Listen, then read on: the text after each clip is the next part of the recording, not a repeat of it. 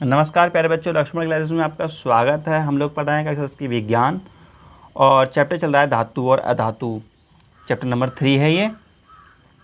तो इसमें हम काफ़ी चीज़ें पढ़ चुके हैं, सक्रियता श्रेणी पढ़ चुके हैं, विशेषताएं पढ़ चुके हैं। आज उसके कुछ क्वेश्चन आंसर देखते हैं। तो पहला क्वेश्चन है, अभिक्रियाशील धातुओं को तनु HCl या हाइड्रोक्लोरिक अम्ल में डाला जाता है तो कौन सी गैस निकलती है? आयरन के साथ तनु H2SO4 की अभिक्रिया लिखिए।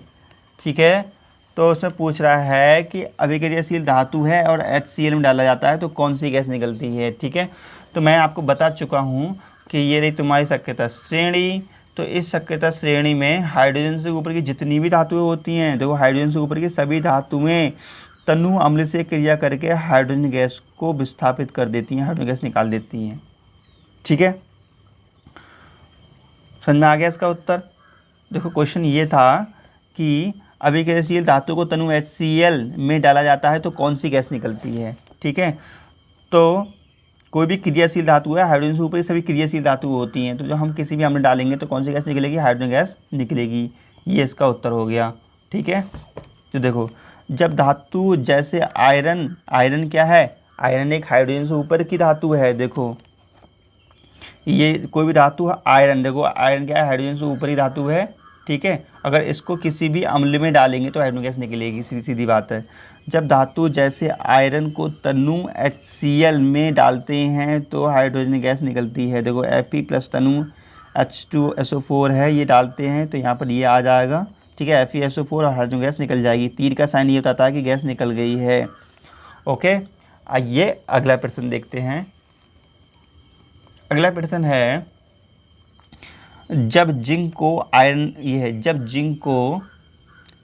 सल्फेट का होता है FeSO4 के विलयन में डालते हैं तो क्या होता है?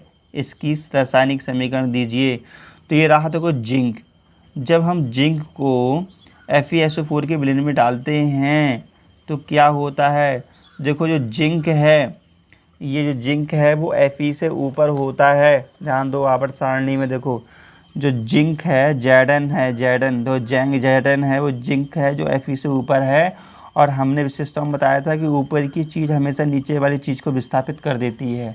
ठीक है, तो क्या होगा? विस्थापित कर देगी। तो जिंक है, हमने FeSO4 के विलयन में डाला है तो ये अपने इसके विलयन से Fe को विस्थापित कर देगा, हो जाएगा ZnSO4, ये हो जाएगा Fe।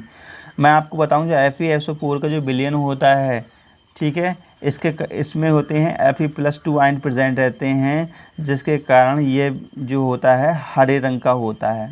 FeSO4 कैसे रंग का होता है? हरे रंग का होता है। ठीक है ना, क्योंकि इसमें Fe+2 आयन पाए जाते हैं। लेकिन जब जिंक इसको डिस्प्लेस कर देता है, जिंक Fe+2 को हटा देता है, देखो Fe+2 को इसने हटा दिया है जिंक ने, ये इधर आ गया Fe, तो ये जिंक का विलयन बन गया तो ये रंगहीन हो जाता है। ठीक है प्यारे बच्चे, समझ में आ गया आप लोगों के? तो आइए अगला प्रश्न देखते हैं। अगला प्रश्न है, क्या होता है जब कॉपर की छड़ को सिल्वर नाइट्रेट के विलयन में डुबोते हैं?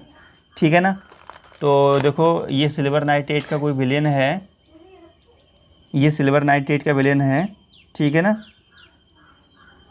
सिल्वर नाइट्रेट AgNO3 का ये विलयन है। और इसमें हम जब कॉपर की छड़ को डुबोते हैं तब क्या होता है? ठीक है, तो नीला रंग होने लगता है जैसे इसको डुबोते हैं। कैसे होने लगता है वो मैं आपको समझाता हूँ। तो जो कॉपर की छड़ होती है इसके पास होते हैं Cu+2 आयन। ठीक है, और जिसके कारण इसके तुमने देखा होगा कॉपर का जैसे लोटा होता है, इस टाइप का होता नहीं होता, लोटा इस टाइप का होता है, लोटा या कलसा होता है, तो इस पर स्पॉट पड़ते हैं नीले नीले कलर के, आपने देखा होगा, है ना। खैर छोड़ो उस बात को। ये देखो जो कॉपर होता है ये नीले, इसका विलयन कैसा होता है? नीले रंग का होता है। तो कॉपर सल्फेट के विलयन, जब कॉपर की छड़ को, ये कॉपर की रॉड है, कॉपर की रॉड को हम AgNO3 के विलयन में डुबोते हैं, तो ये हो गया AgNO3 और ये हो गई कॉपर की रॉड, ये होगी कॉपर की रॉड। ठीक है ना, तो Ag जो होता है विद्युत रासायनिक श्रेणी में बहुत नीचे होता है और कॉपर ऊपर होता है इसकी तुलना में, तो कॉपर क्या करेगा? इसको विस्थापित कर देगा। तो इस CuNO3 का होल ट्वाइस आ जाएगा, ये 2 है ना, 2 इसको यहाँ लिख देते हैं और 2Ag अलग, तो 2Ag विस्थापित हो गया। जब 2Ag विस्थापित हो गया तो Ag का कलर क्या हो गया? Ag का जो शाइनिंग वाला होता है सफ़ेद कलर वो गायब हो जाएगा और विलयन कैसा हो जाएगा? कलरफुल होने लगेगा।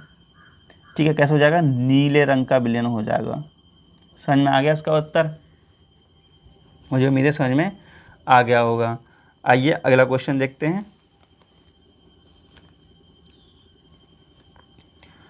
अगला क्वेश्चन है, क्या कारण है कि मैग्नीशियम और जिंक अम्लों से क्रिया करके हाइड्रोजन को विस्थापित कर देते हैं, जबकि कॉपर सिल्वर ऐसा नहीं करता?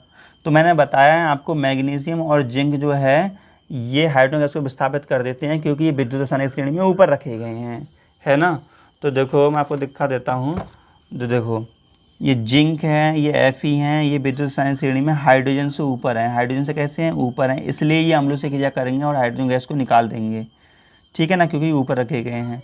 और जबकि कॉपर है और जो Ag है, ये देखो कॉपर है और Ag है, ये विद्युत रासायनिक श्रेणी में हाइड्रोजन से नीचे आते हैं। ठीक है, हाइड्रोजन से नीचे आते हैं, इसलिए ये ऐसा नहीं कर पाएंगे। क्लियर हो गया होगा मुझे उम्मीद है ना। देख लो, यही मैं लिखा है, मैग्नीशियम और जिंक अम्लों से क्रिया करके हाइड्रोजन गैस विस्थापित कर देते हैं क्योंकि विद्युत रासायनिक श्रेणी में Mg और जिंक हाइड्रोजन से ऊपर रखे गए हैं। यही कारण है कि मैग्नीशियम और जिंक हाइड्रोजन गैस विस्थापित कर देते हैं। ठीक है ना, तो ये हाइड्रोजन गैस विस्थापित कर देंगे। देखो मैग्नीशियम यहाँ से इसको रिप्लेस कर देगा। क्यों कर देगा? क्योंकि ये है विद्युत रासायनिक श्रेणी में हाइड्रोजन से ऊपर, और ये भी कर देगा क्योंकि ये भी है विद्युत रासायनिक श्रेणी में हाइड्रोजन से ऊपर। ठीक है ना, जबकि सेकंड इसका उत्तर है Cu और Ag ऐसा नहीं कर पाएंगे क्योंकि ये विद्युत रासायनिक श्रेणी में हाइड्रोजन से नीचे हैं। ठीक है प्यारे बच्चों, मुझे उम्मीद है कि समझ में आ गया होगा। आइए अगला प्रश्न देखते हैं। क्वेश्चन नंबर 6 देखिए, कॉपर सल्फेट का मतलब क्या होता है? FeSO4 के जलीय विलयन में लोहे की छड़ डालने पर विलयन का रंग धीरे धीरे गायब होने लगता है, क्यों? ये हमें समझाना है। ठीक है प्यारे बच्चों, तो देखो प्रश्न वगैरह समझ लो बढ़िया करके। देखो क्वेश्चन है जैसे कि ये देखो, ये क्या है? ये इसमें विलयन भरा हुआ है,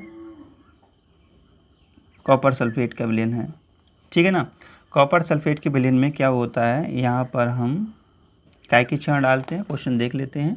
कॉपर सल्फेट के विलयन में लोहे की छड़ डालते हैं। ठीक है, काय की है? Fe की छड़ है, लोहे की छड़ डालते हैं तो विलयन का रंग धीरे धीरे गायब होने लगता है, क्यों? ये हमें बताना है। ठीक है, तो ये रहा कॉपर सल्फेट का विलयन और ये रही लोहे की रॉड, ये हमने डाला है।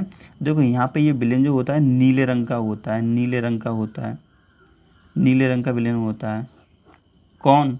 कॉपर सल्फेट नीले रंग का होता है, क्यों?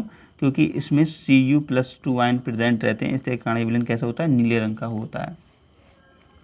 अगली बात समझ में, तो हम अगर विद्युत रासायनिक श्रेणी देखें, विद्युत रासायनिक श्रेणी में जो Fe है वो कॉपर से ऊपर रखा गया है, कॉपर ऊपर है और Fe क्या है? ऊपर रखी गई है, तो इसीलिए जो Fe है ये कॉपर को विस्थापित कर देगी। ठीक है ना, तो Fe क्या करेगी? कॉपर को विस्थापित कर देगी। जो कॉपर को विस्थापित कर देगी तो यहाँ जाएगा FeSO4 + Cu। अब बताओ, जब यहाँ से Cu के कारण Cu+2 के कारण विलयन का रंग कैसा था? नीला था, और Cu यहाँ से गया निकल, तो विलयन कैसा हो जाएगा? रंगहीन हो जाएगा। विलयन का कलर कैसा हो जाएगा? गायब हो जाएगा। ठीक है ना, तो क्वेश्चन क्या कह रहा था? क्वेश्चन ये कह रहा था कि कॉपर सल्फेट के जलीय विलयन में लोहे की छड़ डालने पर विलयन का रंग नीला धीरे धीरे गायब हो जाता है, क्यों? तो क्यों हो जाता है? क्योंकि इसका उत्तर होगा क्योंकि Fe का स्थान विद्युत रासायनिक श्रेणी में कॉपर से ऊपर है, इसलिए ये कॉपर को विस्थापित कर देता है, और यही कारण है कि विलयन रंगहीन हो जाता है। जब कॉपर विस्थापित हो जाएगा तो विलयन कैसा हो जाएगा? रंगहीन हो जाता है। ठीक है, तो थ्योरी आपने लिख ली होगी जो मैंने बोली है, नहीं लिखी हो तो ये नोट्स में से देख लो और इसके स्क्रीनशॉट ले लो और लिख लेना। ठीक है प्यारे बच्चों, इसकी ये रिएक्शन रही नीचे। ठीक है, ये अगला प्रश्न देखते हैं। तो प्यारे बच्चों अगला प्रश्न लिखा है, सोडियम को कैरोसिन में डुबोकर क्यों रखा जाता है? जो कैरोसिन क्या होता है? मिट्टी का तेल होता है ना अपने घर वाला, उसमें डुबोकर क्यों रखा जाता है? तो मैं आपको बता दूं, जो सोडियम होती है, देखो मैंने बताया था आपको विद्युत रासायनिक श्रेणी में जो ऊपर की धातु होती हैं, जैसे कि सोडियम है, लिथियम है, पोटेशियम है, ये बहुत ही क्रियाशील धातु होती है ना। तो सोडियम जो है बहुत ही क्रियाशील धातु और इतनी क्रियाशील होती है, अगर इसको हम वायु में खुले में रख दें तो आग लग जाती है बहुत तेज़ी से। तो इसलिए इसको हम क्या करते हैं, इसको हम मिट्टी के तेल में डुबो कर रखते हैं ना। सोडियम और पोटेशियम अत्यधिक क्रियाशील धातु होती हैं और यह वायु से क्रिया करके आग पकड़ लेती हैं, इसी कारण इनको केरोसिन ऑयल में डुबो कर रखा जाता है। तो प्यारे बच्चों, मुझे उम्मीद है कि आपको बहुत अच्छा समझ में आता हो। जब आपको अच्छा समझ में आता हो तो चैनल को लाइक कीजिए, शेयर कीजिए और सब्सक्राइब जरूर कर लीजिए, क्योंकि ऐसे ही वीडियो आपको यहाँ पर मिलते रहेंगे। और यहाँ पर 12th और 11th क्लास की भी केमिस्ट्री कराई जाएगी। आप कमेंट कीजिए कि आपको पढ़ना है, आपके जो दोस्त हो उनको शेयर कर दीजिए, चैनल के बारे में बताइए। अब आयनिक यौगिक इसका अगला टॉपिक है, ये हम कराएंगे अगली वीडियो में। तब तक के लिए जय हिंद, वंदे मातरम।